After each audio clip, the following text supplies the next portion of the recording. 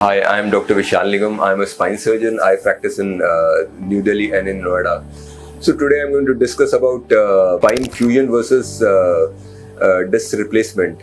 So जब भी नस दबेगी डिस्क की वजह से तो उसका रीज़न हमेशा यही होगा कि भाई जो दो बोन्स हैं उनको हम एक स्पाइन यूनिट कहते हैं, उनके बीच में एबनॉर्मल मूवमेंट हो रहा होगा।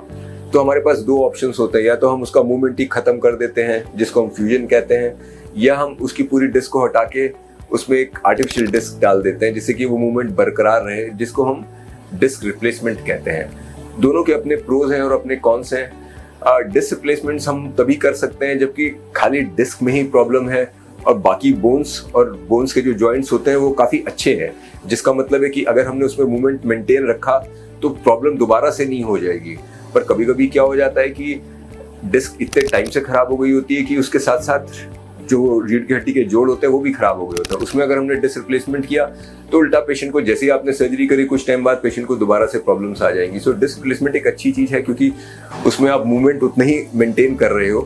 पर एक सिलेक्टेड केसेस में, यंग पेशेंट्स में जिसमें कि और कोई प्रॉब्लम्स नहीं है, खाली हमने डिस्क को हटाया उसकी जगह आर्टिफिशियल डिस्क डाल दी है, वो एक आइडियल इंडिकेशन है। पर जहाँ पे पेशेंट्स थोड़े से ओल्डर हैं, जहाँ पे हमें लगता है कि स्पाइन में मूवमेंट एबनॉर्मल है, ठीक से मूवमेंट नहीं हो रहा है, उसमें हम लोग प्रेफर करते हैं कि स्पाइन फ्यूजन करें।